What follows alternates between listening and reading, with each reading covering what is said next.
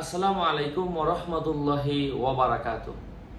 সম্মানিত প্রিয় ভাই ও বন্ধুরা, আজকের এই ভিডিওতে জানবো মাত্র 1 মিনিটে আপনারা 10 বছরের ইতিকাফের সমপরিমাণ সওয়াব অর্জন করতে পারবেন, যেই ছোট্ট একটা চেষ্টার মাধ্যমে। চেষ্টাটা হচ্ছে হাদিস শরীফের মধ্যে এসেছে, সরাসরি হাদিসের মধ্যে এসেছে।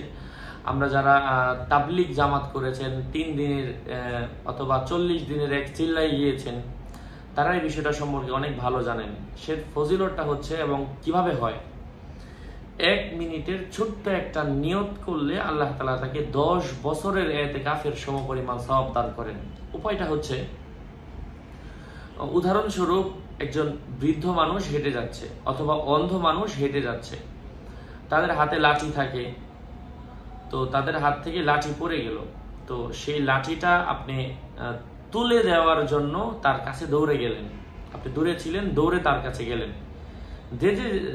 আপনি গেলেন, যেতে যেতে ওই বুড়ো অথবা ওই বৃদ্ধ লোকটা নিজেই লাঠিটা তুলে নিল, অথবা তার কাছে থাকা অন্য কোনো ব্যক্তি তাকে তুলে দিল, আপনার আগেই তুলে দিল। কিন্তু আপনি যে নিয়ত করলেন, তার কাছে যাওয়া শুরু করেছিলেন, এই ছোট্ট নিয়তের কারণে আল্লাহ তাআলা আপনার আমলনামায় 10 বছরের ইতিকাফের সওয়াব দান করবেন। ঠিক এটাই শেষ না, আরো কিছু নিয়ম আছে, আরো কিছু সিস্টেম আছে। যেমন আমি লাঠির উদাহরণ দিলাম, ঠিক কোনো মানুষ তার বোঝা বহন করছে, ঠিক এই বোঝাটা সে ওজন করে নিয়ে উঠিয়ে নিয়ে যেতে পারছে না, তো আপনি তাকে একটু ধরে সহজ করে দিলেন, এতেও আপনি সেই সওয়াব লাভ করবেন।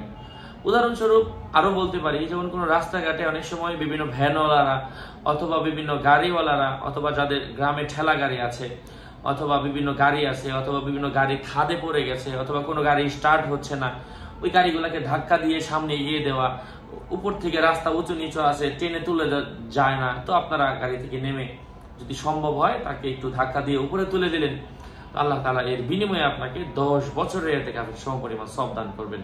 আল্লাহ পাক আমাদের সবাইকে কবুল করেন, আমলের তৌফিক দান করেন। আসসালামু আলাইকুম ওয়া রাহমাতুল্লাহি ওয়া বারাকাতুহু।